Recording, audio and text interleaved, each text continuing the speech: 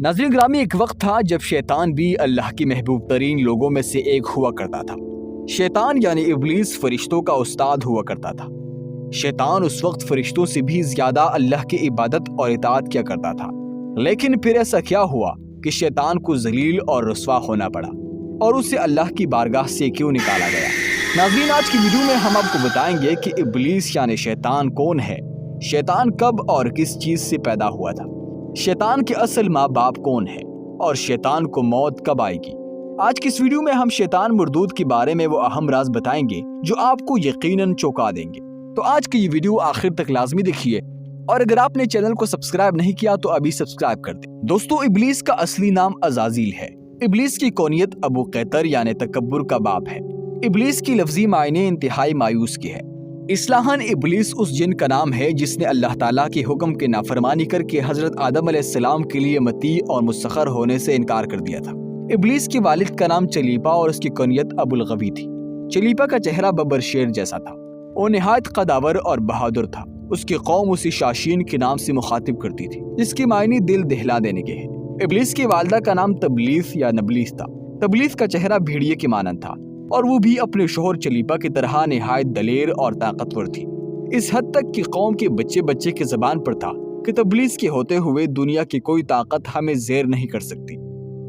इब्लीस की नस्ल की इब्तिदा जिस जिन से हुई थी उसका नाम तारानूस था। तारानूस इब्लीस से 1,44,000 साल कबल दुनिया पर मौजूद था। तारानूस की नस्ल तेजी से बढ़ी क्योंकि इन पर मौत तारी नहीं होती थी और ना बीमारी लगती थी। अलबत्ता ये चूंकि आतशी मखलूक थी तो सरकशी बदरजा अतम मौजूद थी। इस जिनों की नस्ल को पहली मौत फरिश्तों के हाथों पैदाइश के 36,000 साल बाद आई थी, जिसकी वजह सरकशी थी। यहाँ पहली बार मौत की इब्तिदा हुई, लेकिन इससे पहले मौत नहीं होती थी। बाद में चलपानीस नामी एक नेक जिन को जिन्नात के हिदायत का जिम्मा सौंपा गया और वो ही शाह जिन्नात करार पाए। इसके बाद हामूस को ये जिम्मेदारी दी गई। हामूस के दौर में ही चलीपा और तबलीस की पैदाइश हुई। ये दोनों अपने वक्त के बेहद बहादुर जिन्नात थे और उनकी कौम ने चलीपा को शाशीन का लक़ब उसके शेर के जैसे सर की वजह से दिया।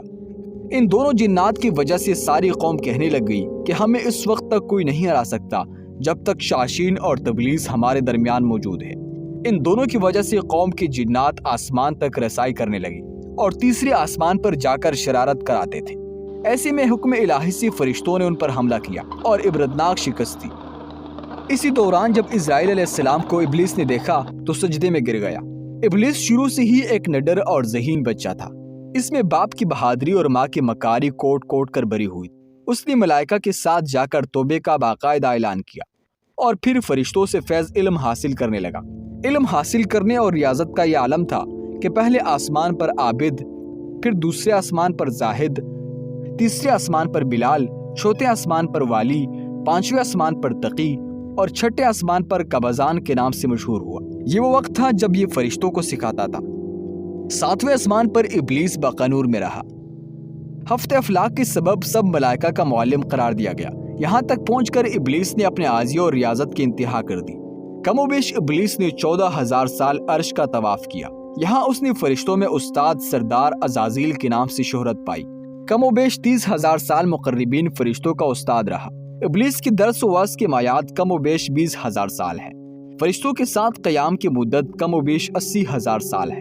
इब्लीस को हुक्म हुआ कि दारोग़े जन्नत रिजवान की मुआवनत करो और अहले जन्नत फरिश्तों को अपने इल्म व फजल से बहरवर करो। यूं इब्लीस को जन्नत में दाखिले का परवाना मिल गया और जन्नत में भी अपने इल्म से दारोग़े जन्नत रिजवान को सैराब किया और यूं जन्नत रिजवान की कुंजिया इब्लीस के पास रही। रिवायत के मुताबिक इब्लीस 40,000 साल तक फर्ज खजांची अंजाम देता रहा। यही वो मकाम आला तरीन जन्नत रिजवान ही था जहाँ इब्लीस ने पहली बार बादशाहत के ख्वाब देखने शुरू किए।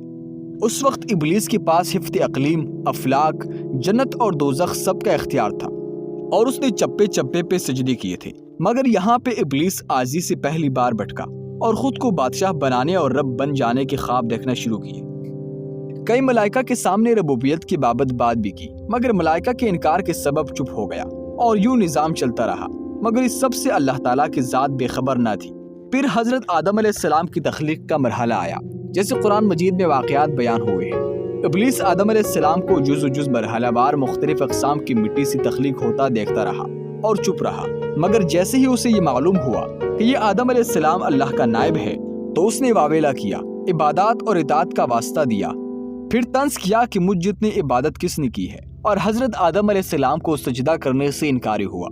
تب اللہ تعالیٰ نے کہا، نکل جا شیطان مردود۔ لعنتی قرار پانے کے بعد ابلیس نے اپنے عبادات اور ریاضت کا رب کریم سے عوض مانگا، جس پر اللہ تعالیٰ نے ابلیس کو ایک وقت معلوم تک مہلت فراہم کی، جس پر ابلیس نے اولاد آدم کو صراط مستقیم سے بھٹکا کر اپنا پیروکار بنانے کا دعویٰ کیا، جس پر رب کریم نے فرمایا کہ جو متقی اور پرہیزگار ہوں گے تو ان کو گمراہ نہیں کر پائے گا۔ ابلیس کے اس لعنتی کام میں اس کے 5 ساتھی ہیں۔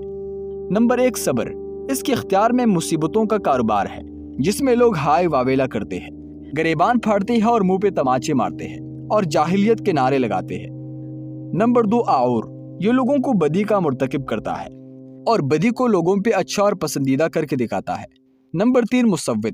یہ کذاب، جھوٹ اور دروغ پر مامور ہے، جیسے لوگ کان لگا کر سنیں۔ یہ انسانوں کی شکل اپنا کر ان سے ملتا ہے اور انہیں فساد برپا کرنے کی جھوٹی خبریں سناتا ہے۔ نمبر 4، داسم۔ یہ آدمی کے ساتھ گھر میں داخل ہوتا ہے اور گھر والوں کے غیب دکھاتا ہے اور آدمی کو گھر والوں پہ غضبناک کرتا ہے۔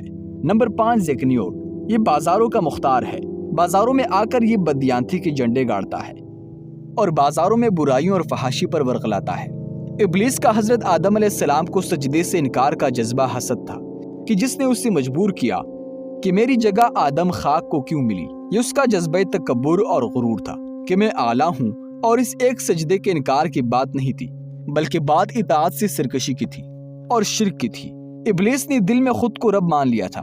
اسی شرک عظیم کی بدولت ابلیس تا قیامت رسوا اور لعنتی ٹھہرا اور اولاد آدم کو بھٹکانے کے لیے آزاد قرار پایا۔ حاصل نتیجہ یہ ٹھہرا کہ رب کریم کو انسان کی عبادات، عاجزی، علم اور دانش سے کچھ غرض نہیں۔ رب کریم صرف دیکھتا ہے کہ دل میں اطاعت اور فرمانبرداری کتنی ہے۔ اسی بنیاد پہ تقویٰ اور پرہیزگاری کے درجے قرار پاتے ہیں۔ دوستو، امید کرتا ہوں کہ آپ کو آج کی یہ معلوماتی ویڈیو پسند آئی ہوگی۔ اگر آپ کو یہ ویڈیو پسند آئی ہے تو اس کو زیادہ سے زیادہ شیئر کیجیے۔